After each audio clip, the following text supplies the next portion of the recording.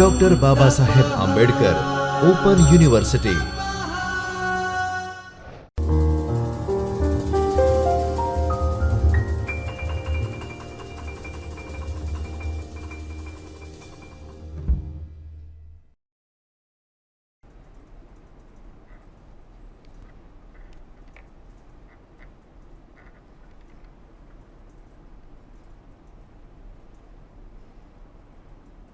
नमस्कार, doctor Baba Saheb Ambedkar open university के चैतन्य studio में आप सभी का स्वागत है।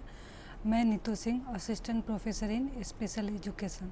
आज का जो हमारा टॉपिक है वो स्पेशल बीएड के paper ACSV02 curriculum modification and evolution के block 3 education and strategy for independent living पे रहेगा। पिछले क्लास में भी हमने इसी टॉपिक से रिलेटेड डिस्कशन किया था, जैसे शॉपिंग, पाक कला, सेविंग करना। तो इसी क्रम को हम आज आगे बढ़ाते हुए चर्चा स्टार्ट करते हैं।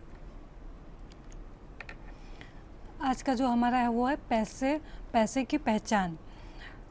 पिछले क्लास में भी हमने कुछ 500 का नोट या जो करेंसी है उसको पहचानने के ऊपर चर्चा किया था। आज इसमें जो है वो सिक्कों की पहचान है, जैसे 1 रुपया, 10 रुपया, 5 रुपया का जो सिक्का है उसकी पहचान जो विजुअल इम्पेयरमेंट बच्चे हैं वो कैसे करेंगे। तो पहला जो है आपका 50 पैसे। 50 पैसा का शेप साइज कैसा होता है, तो चारों ओर सपाट किनारे वाला एक पूर्ण सर्कल, मतलब कि सर्कल के साइज में वो होता है। फिर 1 रुपया का जो सिक्का है वो चपटे गोल किनारों और जो 50 पैसे का जो सिक्का है उससे बड़ा घेरा होता है, उससे साइज में बड़ा होता है और थोड़ा सा मोटा भी होता है। फिर 2 रुपये का है, तो 1 रुपये के सिक्कों से बड़ा गोलाकार, थोड़ा मोटा और खुरदरे कोने, जो उसके कॉर्नर में जो होगा वो थोड़ा सा खुरदरापन रहेगा। फिर 5 रुपये, ये भी है, वो आकार में बड़ा होगा, गोलाकार होगा, 50 पैसे के जैसा होगा, लेकिन उसका मोटापन भी होगा और उससे साइज में भी बड़ा होगा और फिर इसके किनारे में भी खुरदरेपन होंगे। फिर हमारा आ गया 10 रुपये का सिक्के। तो 10 के सिक्के के चौथे डिज़ाइन में, क्योंकि 10 रुपये का सिक्का है वो उसका डिज़ाइन कई बार चेंज हुआ है या बदला गया है, तो चौथे डिज़ाइन में भारत का प्रतीक जो एम्बलम ऑफ इंडिया है उसका वहाँ पे डिज़ाइन है। केंद्र में सत्यमेव जयते अक्षर और बाईं ओर भारत और बाहरी रिंग पर दाईं ओर इंडिया लिखा हुआ है। जैसे कि आप इस पिक्चर में देख रहे हो, आपका 50 पैसे का है, 1 रुपये का है, 2 रुपये का है, 5 रुपये का और 10 रुपये का सिक्का है। तो सबका जो शेप और उसका साइज़ है वो डिफरेंट है एक दूसरे से। फिर हम उसको अगर फील करें, अपने हाथों में ले, तो सबका साइज़ और उसका छूने का और उस पर जो बनावट है उसको हम अच्छे तरह से, हमने आमतौर पे कभी ध्यान नहीं दिया होगा, क्योंकि हम जनरली देख के अपना हमारा काम हो जाता है या आइडेंटिफाई कर लेते हैं। लेकिन जो वीआई बच्चा है वो देख नहीं पाता है, तो उसका जो भी जानकारी है या इंफॉर्मेशन किसी चीज़ के बारे में जानना है तो वो उसको फील करके, महसूस करके करेंगे, उसको अच्छे से टच करके करेंगे। तो इसलिए जो भी इन सब सिक्कों में जो डिफरेंसेज है उससे वो उसका अपने ध्यान में या दिमाग में बैठाएंगे कि ये इस तरह का है, इसका आकार ऐसा है, इसमें कुछ अलग बना हुआ है। तो इस तरह से वो अपना आइडेंटिफाई करेंगे और सिक्कों के बारे में जो उनका नॉलेज है वो बनेगा। फिर है करेंसी नोटों की पहचान। जैसे दृष्टिबाधित व्यक्तियों के लिए करेंसी नोटों की पहचान करना थोड़ा मुश्किल होता है, क्योंकि बहुत सारे टाइम के जो नोट्स है 100 का, अब जो पहले का 100 का नोट था वो थोड़ा साइज़ में लंबा होता है, अभी जो नोट आ रहा है वो थोड़ा सा छोटा है। फिर 200 का, तो सब में शेप, साइज़ और समय के साथ थोड़ा सा बदलाव होते रहता है। तो इसके हिसाब से भी उसके बारे में जानना या पहचान करने में थोड़ा सा कठिनाई हो सकता है। हमारे देश में दैनिक लेन देन में 10, 20, 50, 100, 200, 500 के करेंसी नोटों का उपयोग किया जाता है। हर रोज़ हम कुछ खरीदते हैं, शॉपिंग करते हैं, कुछ लेना है, ऑटो का किराया देना है, तो इन सब चीज़ों का डेली इस्तेमाल होता है। करेंसी नोटों की पहचान निम्नलिखित अंकन विधि से किया जा सकता है और कुछ अपने टच से या अपने अनुभव के द्वारा भी प्रयास करते हैं इसके पहचानने की। तो पहला जो है नोटेक्स, NAB NAB Louis Braille memorial research centre ने उपकरण विकसित किया है। वह 2 पंखुड़ियों वाले करेंसी नोटों को पकड़ता है और ऊपरी हिस्से पर निशान से नोटों की पहचान करता है। तो ये भी एक तरह का जो साधन है वो बनाया गया है उपकरण कि जो VI बच्चे हैं या पर्सन है वो आसानी से नोटों की पहचान कर सके। फिर दूसरा है कलाई घुमाकर, दृष्टिबाधित व्यक्ति नोट धारक की कलाई घुमाकर उसकी लंबाई के आधार पर करेंसी नोटों की पहचान कर सकते हैं। जैसे आप इस पिक्चर में देख रहे हो कि नोटेक्स का है, तो एक वो प्लास्टिक का या फिर गत्ते जैसा साइज का होता है जो आप उसमें सीढ़ी जैसा बना हुआ है, तो जहाँ पे जो नोट होगा वहाँ तक आ जाएगा तो हम समझेंगे कि ये नोट है। जैसे it is a rectangular shape of cardboard with steps on top right corner, जिसके राइट कॉर्नर में जो सीढ़ी जैसा स्टेप्स बना हुआ है, which help in identify the currency of the note, कि अगर आपने नोट रखा उसके ऊपर से जो ये आपका कार्डबोर्ड का बना हुआ है या फिर प्लास्टिक का बना उसको रखोगे और जिस स्टेप तक वो आ रहा है तो उस हिसाब से हम आइडेंटिफाई करेंगे कि ये 10 का नोट है, 20 का, 50 का, इस तरह से। जैसे फर्स्ट कट इंडिकेट, जो पहला कट है वो इंडिकेट करता है हमारा 500 रुपीज़ का, फिर दूसरा कट है वो इंडिकेट करता है हमारा 100 का, तीसरा कट है वो 50 का एंड सो ऑन, इस तरह से। तो ये इससे भी बहुत हद तक उनको मदद मिलती है करेंसी नोटों की पहचान करने में। फिर हमारा नेक्स्ट है हथेली पर फैलाना। अगर हम अपने हथेली पर फैलाकर या इससे मेजर करने का प्रयास करते हैं, एक माप बना लेते हैं। कई बार हम अपने किचन में भी नापने के लिए अपने हथेली या हाथों का ही प्रयोग कर लेते हैं। तो इस विधि में नोट को बाएं हाथ की कलाई के नीचे हथेली पर फैलाया जाता है। नोट कितने रुपए का है इसका पता नोट के सिरे के उंगलियों तक पहुंचने के आधार पर लगाया जा सकता है। नोट की चौड़ाई पर भी विचार किया जाता है। फिर दूसरा है हमारा नोट की मोटाई। नोट की पहचान के लिए मोटाई के साथ साथ नोट कितना कड़ा है यह भी देखा जाता है। उपर्युक्त विवरण के आधार पर दृष्टिबाधित व्यक्तियों के लिए करेंसी नोटों की पहचान की अपनी व्यक्तिगत समझ विकसित करना बहुत ही महत्वपूर्ण है। जैसे कई बार हमने बता दिया कि आप इसके हेल्प से कर लो या ऐसे कर लो, लेकिन उनका जो अनुभव या वो किस तरह से उस चीज़ को एक्सपीरियंस कर लें उसके आधार पर भी वो पहचानने की शक्ति या उसको पहचानने में सक्षम बन सकते हैं। फिर एक और दूसरा है जैसे national institute of design NID के अहमदाबाद के 2 छात्र मनी तेजा लिंगला और मृदुल चिलमुलवार जो दृष्टि के साथ मिलकर, जो यहाँ पे दृष्टि NGO है उसके साथ मिलकर एक तरह का जो ये उपकरण है वो बनाया था। यह एक जेब के आकार की शीट का टुकड़ा है जो दृष्टिबाधित व्यक्तियों को करेंसी नोटों की पहचान करने में मदद करता है। यह दृष्टिबाधित व्यक्तियों को 2 मापदंडों चौड़ाई और ऊंचाई का उपयोग करके मुद्रित नोटों को पहचान करने में मदद करता है। जैसे ये फोल्ड करके आप अपने पॉकेट में भी रख सकते हो, आराम से कैरी कर सकते हो कहीं भी, और इसका प्रयोग आप अपने जो नोट है उसकी आइडेंटिफिकेशन में कर सकते हैं। फिर हमारा नेक्स्ट है वो तरल पदार्थ डालने का, जो पिछले क्लास में भी हमने देखा था कि अगर हमें लिक्विड को कोई बड़ा बर्तन से छोटे बर्तन में डालना है या कैसे करना है, तो इसमें तरल पदार्थ डाले, जैसे ठंडा और गर्म दोनों का। तो तरल पदार्थ डालते समय हाथ आँख का समन्वय बहुत ही महत्वपूर्ण है। जैसे हम अगर नॉर्मल इंसान डाल रहा है तो हम अपना जो कितना डालना है वो हमेशा देखते रहते हैं, तो हमारा आई और हैंड का कोऑर्डिनेशन अच्छा है तो सामान बिखरेगा नहीं, हम अच्छे से डाल पाएंगे। अगर गर्म है तो उसे हमको पता है कि वहाँ पे कुछ कपड़ा या कुछ और तरीक़ा से हम डाल सकते हैं, लेकिन जो VI बच्चा है उसको इसके लिए हमें ट्रेनिंग की आवश्यकता पड़ती है। तो दृष्टिबाधित व्यक्तियों को निम्नलिखित प्रशिक्षण प्रदान करना आवश्यक है। जो पहला वो आपका ठंडा तरल, तो यहाँ पे नॉर्मल चीज़ें डालने में कोई ज़्यादा दिक्कत नहीं होती, क्योंकि उसको पकड़ने, अगर फ्रिज से आप एकदम चिल्ड पानी निकालो तो उसको हम पकड़ नहीं पाते, क्योंकि हमें ठंडा लगते रहता है। तो उस चीज़ को अगर कैसे डालना है, या बहुत गर्म चीज़ है तो उसको बच्चा कैसे डालेगा, या जो व्यक्ति है वो। तो पहला है तरल पदार्थ से भरा एक कंटेनर, जिसे कंटेनर के किनारे से पकड़ कर रखा है। आप पिक्चर में भी देख रहे हो कि एक हैंड से अपने उस जो बड़ा बर्तन है उसको पकड़ा है और दूसरे हाथ से अपना जो छोटा कप है उसको होल्ड किया हुआ है।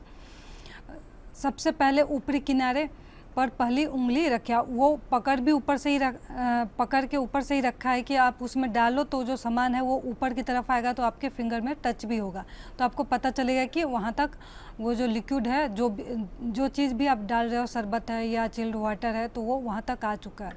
धीरे धीरे तरल डालें, जबकि उंगली कंटेनर के शीर्ष को ना छू ले।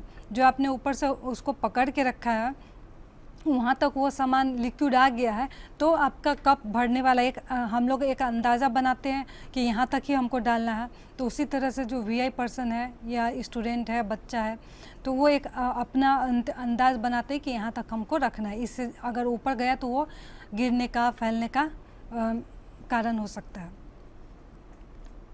फिर दूसरा है आपका गरम तरल। तो इसमें आपका कोई भी गर्म दूध है, कुछ भी जो हम गर्म चाय ये या बच्चे के लिए बॉर्नवीटा कुछ भी हम बनाते हैं, तो इसमें तरल पदार्थ में आ सकता है।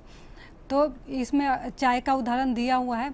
पिछले क्लास में हमने इंडिकेटर की भी बात की थी कि अगर लिक्विडेटर इंडिकेटर हो तो उससे आसानी हो जाता है। जैसे आप पिक्चर में भी देख रहे हो कि कप में लगा हुआ है, लेकिन ज़रूरी नहीं कि हर जगह या हर व्यक्ति के पास ये उपलब्ध हो।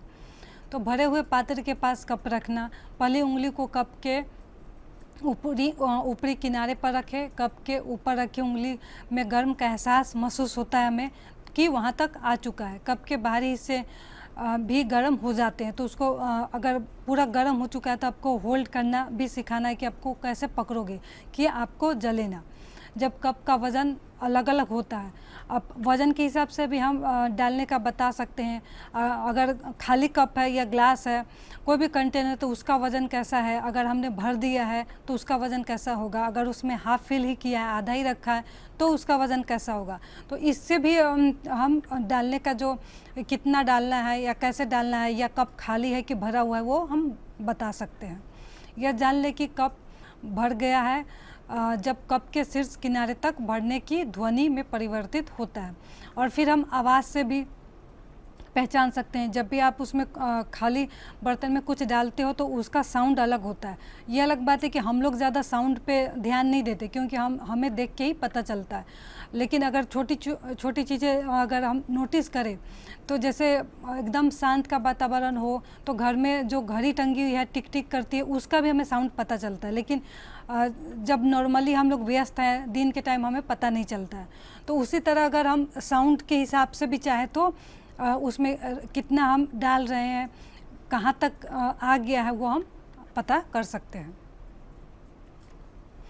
फिर आपका नेक्स्ट है चूल्हा जलाना। आजकल ये ना के बराबर ही इस्तेमाल किया जाता है। लगभग शहर में तो सभी के पास गैस स्टोव है, लेकिन फिर भी अगर जो ग्रामीण क्षेत्र में रहते हैं या उनको खाना बनाने की आवश्यकता, खाना तो हर घर में बनता ही है, वो अमीर हो गरीब हो, शहर में रहे या गांव में रहे। तो जो गांव में जो रहते हैं वो विजुअली इम्पेयर्ड है, तो वो किस तरह से इसका इस्तेमाल करेंगे या फिर इस पर खाना बनाएंगे ताकि वो अपना सुरक्षा के साथ इस पर काम कर सके। तो आज भी ग्रामीण इलाकों में खुली जगहों पर चूल्हा पर खाना बनाया जाता है। बहुत से बच्चों ने देखा भी नहीं होगा, क्योंकि हम लोग कभी गांव जाने का मौका नहीं मिला होगा या कभी ज़रूरत भी महसूस नहीं की होगी। तो बहुत लोगों के लिए नया चीज़ होगा। इस खुली जगह जहाँ पे हमें ये रखा है या हम रखते हैं, या गांव में जिस एरिया को हम एज अ किचन रूम के तौर पे जहाँ पे इस्तेमाल करते हैं, वहाँ का जगह को साफ़ करना है। गोबर के उपले या सूखी लकड़ी पर मिट्टी का तेल डालना, माचिस वहाँ पे हर चीज़ का व्यवस्था हो जाना चाहिए, वहाँ पे हमें रख लेना है। उसके बाद काम शुरू करना है। वायु संचार की व्यवस्था, अगर खुले में कर रहे हैं, अगर हवा तेज़ होगी तो फिर हमें जलाने में दिक्कत होगा। अगर बिल्कुल हवा नहीं है तो वहाँ पे उसमें फूंक भी मारना होगा। तो ये सब भी हमें ध्यान में रखना है। गोबर के उपले और लकड़ी की व्यवस्था करना, तो जिसका हमारे जलावन का जिसका इस्तेमाल करना, उसे हम पहले ही वहाँ पे जो हमारा एरिया है वहाँ पे व्यवस्था कर लेना है। आवश्यकता अनुसार लकड़ी और गोबर के उपले के टुकड़े को आग में डालते रहना। अगर हमने एक बार तो उसमें आग जला लिया है तो धीरे धीरे उसमें डालते भी रहना है कि वो बंद ना हो, क्योंकि अब एक बार जलाने से तो खाना बनेगा नहीं, इसका भी मतलब काफ़ी देर तक हमें टाइम लगेगा, तो वो बंद ना हो जाए, इसलिए टाइम टू टाइम उसमें हमें और जो गोबर के उपले है या लकड़ी है उसको ऐड करते रहना है। फिर नेक्स्ट है हमारा स्टोव में ईंधन भरना। ये भी आजकल बहुत ही इस्तेमाल ज़्यादातर नहीं होता है, बहुत ही कम जगह पे ही होता होगा। तो पहले तो बहुत ज़्यादा इस्तेमाल में होता था, जब तक गैस स्टोव सभी के घरों में नहीं था तब। तो ये लकड़ी के चूल्हे से अलग है या गैस स्टोव से भी अलग है। तो इसमें हम मिट्टी का तेल इस्तेमाल करते हैं इस पे खाना बनाने के लिए। स्टोव में मिट्टी का तेल डालना, इसमें हमें मिट्टी का तेल डालना पड़ता है, उसको उसमें जितना जगह है जितना एरिया दिया हुआ उसका उसमें भरना है। यह जानने के लिए कि स्टोव भरा है या नहीं, ध्वनि और वजन में अंतर से हम पहचान कर सकते हैं। गिरे हुए मिट्टी तेल को साफ़ करना, अगर उसमें नहीं है तो आपने भरा है तो भरने के टाइम हो सकता है थोड़ा बहुत बिखेर जाए, तो उसको भी हमें साफ़ करना है। उसको बिना साफ़ किए हम माचिस जला देंगे तो उसमें भी लग सकता है, तो उसको पहले हमें साफ़ करना है। स्टोव पिन का उपयोग करके बर्नर के ऊपर के छेद को साफ़ करना। इसका जो बर्नर है उसको साफ़ करने के लिए एक पिन आता है, तो अगर ठीक से नहीं जल रहा है तो वो डाल के भी उससे भी हमें साफ़ करना पड़ता है। जैसे सुई की तरह होता है, उसका आगे का जो पोर्शन है वो। बर्नर के कटोरे में मिट्टी का तेल डालें, फिर जलाने के लिए माचिस का प्रयोग करना है। फिर बर्नर को सक्रिय करने के लिए 2 मिनट के बाद स्टोव पंप को फुलाएं। अगर इसमें भी ठीक से आग नहीं पकड़ रहा है तो इसमें हवा करने के लिए पंप भी होता है, तो उसको भी हमें चलाना पड़ता है। बर्नर से निकलने वाली आवाज़ आग की तीव्रता का दर्शाती है। तो जैसे जैसे इसमें आप ज़्यादा पंप करोगे वैसे इस पे आग बड़ा होता जाएगा। तो उसके हिसाब से भी हमें ध्यान रखना है कि अगर सही मात्रा में अगर वो जल रहा है तो हमें और पंप नहीं करना है, उसको जलते रहना है। जो उस पर हमको डाल के बर्तन में डाल के पकाना है वो रख देना है। आग की तीव्रता कम करने के लिए प्रेशर हटा दे या स्टोव बंद कर दे। अगर हमारा काम हो गया है या कंट्रोल नहीं हो रहा तो उसको हम बंद भी कर सकते हैं, हटा भी सकते हैं। फिर हमारा नेक्स्ट है गैस चूल्हा जलाना। जैसे गैस स्टोव है, ये जनरली हर घर में आजकल देखा जाता है और सबको लगभग सभी लोगों को इसको जलाने भी आता है। इसमें भी बहुत है कि एक आप इसका रेगुलेटर ऑन करना, फिर उसका ऑन करोगे तो ऑटोमेटिक होता है, तो उसमें लाइटर की ज़रूरत नहीं होती है। कई जो गैस स्टोव है उसमें लाइटर की ज़रूरत होती है, जो ऑटोमेटिक ऑन नहीं होता है उसमें। तो गैस सिलेंडर का रेगुलेटर स्विच हमेशा बंद रखें। जब हमारा काम ख़त्म हो जाए तो गैस स्टोव का जो बटन है उसको तो ऑफ ही रखना है, और जो रेगुलेटर है उसको भी हमें ऑफ़ कर देना है। रेगुलेटर पिन को वामावर्त घुमाएं ताकि वो रेगुलेटर के निचले घेरे को छू ले। जब हम उसको ऑफ़ करें तो हमें ध्यान रखना है कि वो पूरी तरह ऑफ़ हो चुका है और उसका जो स्विच है वो नीचे की तरफ जा चुका है। गैस स्टोव जलाने की प्रक्रिया इस प्रकार है। जैसे पहले आपका सुनिश्चित करें कि रेगुलेटर पिन गैस प्रवाह को रोकने की दिशा में है। फिर दूसरा है यह सुनिश्चित करें कि रबर पाइप एक छोर पर रेगुलेटर से और दूसरी छोर पर जो हमारा गैस स्टोव है उसमें ठीक तरह से लगा हुआ है कि नहीं। अगर ठीक तरह से नहीं लगा होगा तो उसमें से गैस लीक भी हो सकता है, तो वो भी हमें ध्यान में रखना कि वो जो पाइप है वो ठीक से लगा हुआ है कि नहीं, कहीं से वो ख़राब तो नहीं हो रखा है। अगर ख़राब हो रखा है तो उसे हमें चेंज करने की ज़रूरत है। सुनिश्चित करें कि गैस स्टोव प्लग भी बंद स्थिति में है। जो स्टार्टिंग में हमें सब देख लेना है, अगर प्रॉपर वो बंद नहीं होगा, ऑन होगा, तो हो सकता है वहाँ पे बहुत मात्रा में गैस निकला हो। जब गैस निकला हो किचन में तो हमें खिड़की दरवाज़ा सब ओपन खोल देना चाहिए ताकि वो गैस वहाँ से निकल जाए, नहीं तो अचानक हम लाइटर या माचिस जला देंगे तो वहाँ पे आग भी लग सकती है। फिर रेगुलेटर बल्ब में गैस का प्रवाह शुरू करने के लिए सबसे पहले उसे दिशा में मुड़े जहाँ तक टक की आवाज़ सुनाई देती है। जब भी हम उसको रेगुलेटर के वाल्व को ऑन करते हैं तो एक टक का आवाज़ सुनाई देता है। अगर आप ध्यान से सुने होंगे तो आवाज़ आती है, वहाँ पे टक की आवाज़ आती है, तो वो सुनाई देगा, तो आप उसको ऑन करोगे तो पता चलेगा। फिर दूसरा है गैस लाइटर को दाहिने हाथ में पकड़े, सामने वाला भाग गैस बर्नर के ऊपर और अंगूठे को लाइटर के ऊपर रखें। हमने कभी इतना स्टेप नहीं फॉलो किया होगा या इस तरह से नहीं होगा, क्योंकि हमें तो जैसे मम्मी ने बोला या किसी ने सिखाया है तो ऐसे पकड़ो और ऐसे दबा दो, लेकिन यहाँ पे जो भी ये स्टेप है वो थोड़ा लेंदी है, लंबा है, लेकिन जो वीआई बच्चे हैं उसको बताना है तो हमें स्टेप बाय स्टेप ही बताना है, एक एक चीज़ करके। जैसे सारा कि हाँ इसको पकड़ लो, इसको जला लो, लेकिन उन्हें क्लियर नहीं हो पाएगा कि किसे पकड़ना है, किस तरफ खड़ा होना है, इसलिए उनके लिए स्टेप बाय स्टेप है। और जब भी हम इंस्ट्रक्शन दे और सिखाएं तो धीरे धीरे ही और स्टेप बाय स्टेप ही उनको बताना भी है। फिर बाएं हाथ में गैस स्टोव चालू करने के लिए नॉब को धीरे धीरे विपरीत दिशा में मोड़े।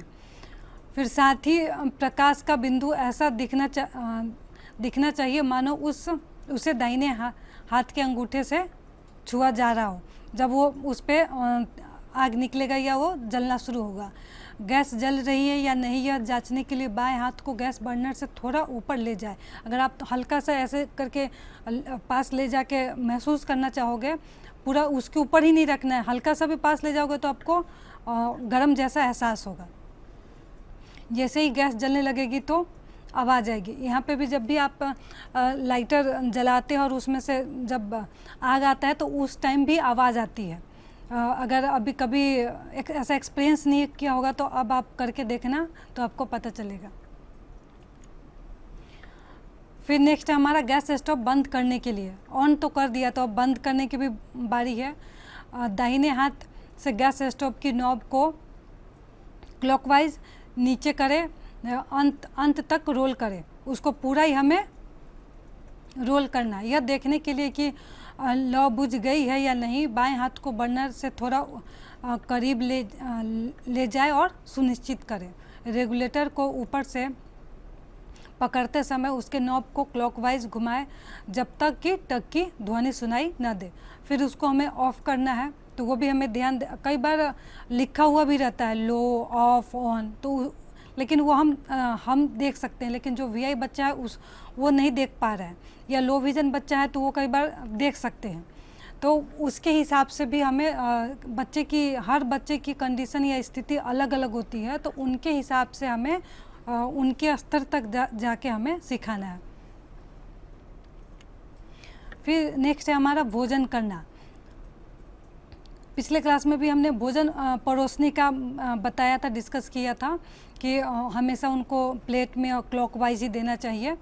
तो यहाँ पे भोजन करना, जहाँ तक संभव हो प्लेट को फर्श पर रखने से हमें परोसने से बचना चाहिए। अगर डाइनिंग टेबल नहीं है तो वहाँ पे हम स्टूल या लकड़ी का बना हुआ होता है, गांव वगैरह में होता है, तो उसका इस्तेमाल करना चाहिए, ताकि अगर नीचे रखेंगे तो दिक्कत होगी, तो उससे हमें बचना चाहिए। डाइनिंग टेबल नहीं है तो स्टूल या ऊंची लकड़ी की अगर कोई वस्तु है तो उसका हम उपयोग कर सकते हैं। भोजन को एक ही स्थान पर और परिचित बर्तनों में परोसा जाए, ताकि दृष्टिबाधित व्यक्तियों के लिए भोजन ढूंढना आसान हो जाता है। जब भी हम बच्चे को खाना परोस के देते हैं तो उसका जो निश्चित बर्तन है उसी में दें, ताकि वो इजीली आइडेंटिफाई कर लेंगे। और क्लॉकवाइज दे रहे हो तो किस कांटे के हिसाब से आप दे रहे हो, 1 2 3, अगर आप चेंज कर रहे हो तो वहाँ पे आप बता सकते हो कि आज 3 की जगह पे कुछ और है, कल कुछ और दिया था, तो उनको जब भी आप प्लेट के पास लेके जाओ या उनको प्लेट के पास लेके आओ तो एक जैसे आपने दिया है तो उनको एक बार हमें बता देना है कि आज थोड़ा चेंज किया है या कुछ अलग है, तो उनको पहले ही हमको इंस्ट्रक्ट कर देना है, उनको बता देना है। खाने की थाली में व्यंजन घड़ी के कांटे की स्थिति के अनुसार व्यवस्थित होना चाहिए। पानी के गिलास थाली के बाहर रखें, थाली के अंदर रख के ना दें। अगर उनको पता नहीं है या फिर धक्का लग के गिर गया पानी तो पूरा खाना खराब हो जाएगा, तो इसलिए जो पानी के गिलास वो हमेशा बाहर ही रखना चाहिए। भोजन करते समय शारीरिक मुद्रा उचित रखें। अब कैसे बैठ के हम भोजन करें वो भी हमें बताना है। ठीक तरह से बैठे, अगर नीचे बैठ रहे हैं या टेबल पे बैठ रहे हैं तो किस बॉडी पोस्चर को वो बनाए रखे या किस तरह से उन्हें बैठना है। भोजन के समय स्थानीय हलचल, इशारों और रीति रिवाजों का पालन करने वाले व्यक्तियों को शिक्षा देना आवश्यक है। अगर खाने के टाइम ज़्यादा बातें नहीं करना चाहिए या ज़्यादा फैलाना नहीं चाहिए। अगर वो स्पून का इस्तेमाल कर रहे हैं या फिंगर का इस्तेमाल कर रहे हैं तो किस तरह से कर रहे हैं, कैसे हमें भोजन को उठाना है। तो अगर स्पून या फोर्क का इस्तेमाल कर रहे हैं तो किस तरह से करें कि खाना फैले नहीं, उनके ऊपर ना गिरे, उनका कपड़ा ख़राब ना हो। तो ये सब चीज़ें भी हमें उनको सिखाना है। फिर नेक्स्ट है हमारा प्राथमिक उपचार। जो फर्स्ट एड होता है वो अगर उन्हें चोट लग गई या कुछ जल गया तो किस तरह से वो घर में अपना जो फर्स्ट एड है उसका इस्तेमाल कर सकते हैं।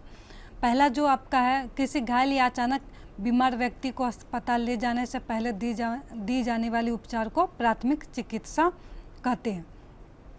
तो यहाँ पे अगर कई आप लोगों ने ये एक्सपीरियंस भी किया होगा या किया भी होगा कि अगर घर में मम्मी को या किसी को सर दर्द हो रहा है तो चलो मेडिसिन दे देते हैं। हमारा फर्स्ट एड बॉक्स में रखा हुआ होता है ऑलमोस्ट पैरासीटामोल, कॉम्बीफ्लेम, ये सब मेडिसिन होता है। ओमनी जेल, अगर दर्द हो रहा है तो वहाँ पे लगा देते हैं। ज़्यादा दर्द है तो कॉम्बीफ्लेम खा लो। तो ये सब उसमें, अगर ज़्यादा फीवर है, उतर नहीं रहा है तो हमें सर पे गीले कपड़े की पट्टी को रखना है। डॉक्टर तक पहुंचने से पहले जो भी हम उपचार करते हैं या करने का प्रयास करते हैं वो आपका इसमें प्राथमिक उपचार में आ जाएगा। प्राथमिक उपचार का उद्देश्य क्या है? जान बचाने के लिए, यह देखने के लिए कि घाव हानिकारक रूप से ना बढ़े। अगर कुछ चोट लग गई है, बहुत ज़्यादा ब्लीडिंग हो रहा है तो उसको ब्लीडिंग होते होते तो हम डॉक्टर तक नहीं पहुंचेंगे। अगर डॉक्टर दूर है, आधा घंटा लग सकता है, वहाँ पे भी जाके फिर हमको नंबर लगाना है। तो उसके लिए पहले ही हम अब घर में ही वहाँ पे पानी से साफ़ कर देंगे या फिर रुई रख के पट्टी बांध देंगे ताकि ज़्यादा खून ना निकले। तो ठीक करने में मदद करने के लिए। फिर ये महत्व, दृष्टिबाधित व्यक्ति दैनिक गतिविधियों को करते समय घायल हो सकते हैं। सहायता हर समय उपलब्ध नहीं होती है, इसलिए प्राथमिक उपचार की जो शिक्षा है वो ली जाती है या फिर दी भी जाती है।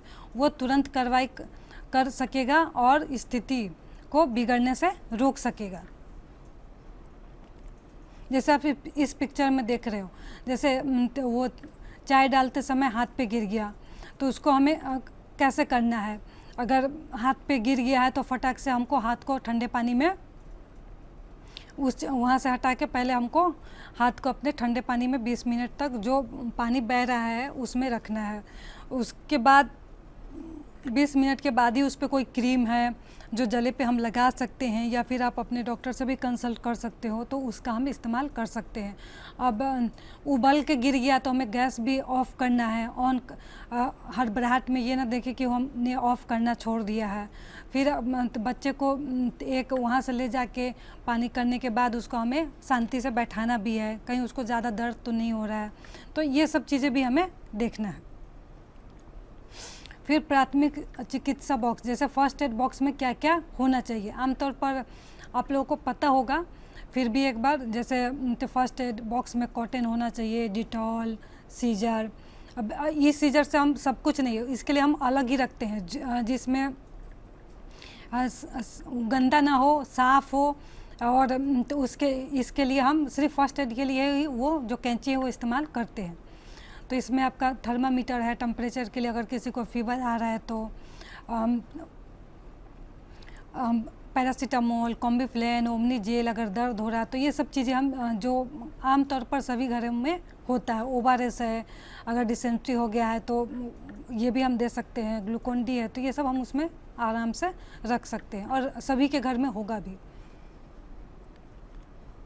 फिर हमारा है कि अगर ब्लीडिंग ज़्यादा हो रहा है तो ब्लीडिंग के लिए प्राथमिक उपचार, ब्लीडिंग के लिए हम क्या डॉक्टर के पास जाने से पहले क्या कर सकते हैं, तो रक्त रसाव वाले क्षेत्र को धीरे से लेकिन मजबूती से सीधे पकड़े। जहाँ से हमारा ब्लड निकल रहा है वहाँ पे हमको जोर से उसको पकड़ना है। फिर घायल व्यक्ति को बिस्तर पर लिटा दें। फिर जिस भाग से रक्त निकल रहा है उसे ऊपर उठाया जाता है, ताकि नीचे करेंगे तो और ज़्यादा ब्लीडिंग होगा, तो इसलिए हमको उसको ऊपर उठा के रखना है। रक्त रसाव को कम करने के लिए गद्देदार पट्टी से दबाव डालें, वहाँ पे कॉटन रख के और हमें पट्टी कर देना है ताकि और ज़्यादा ब्लीडिंग ना हो। ब्लीडिंग रुकना बहुत ज़रूरी है। फिर हमारा नेक्स्ट है गृहकार्य। जैसे प्राथमिक उपचार का उद्देश्य क्या है, जो अभी हमने डिस्कस भी किया है। खून बह रहा है तब प्राथमिक उपचार कैसे करेंगे। फिर हमारा नेक्स्ट है प्राथमिक चिकित्सा बॉक्स, जो फर्स्ट एड बॉक्स है उसमें हमें क्या क्या सामान रखना है। तो इसकी एक लिस्ट बनाना, या लिस्ट बनाते हुए जो भी आपने सामान उसमें रखा है फर्स्ट एड बॉक्स में, उसके बारे में भी थोड़ा थोड़ा डिस्क्राइब करना। तो ये आज हम यहीं तक रखते हैं। नेक्स्ट क्लास में हम दूसरे टॉपिक पे चर्चा करेंगे। धन्यवाद।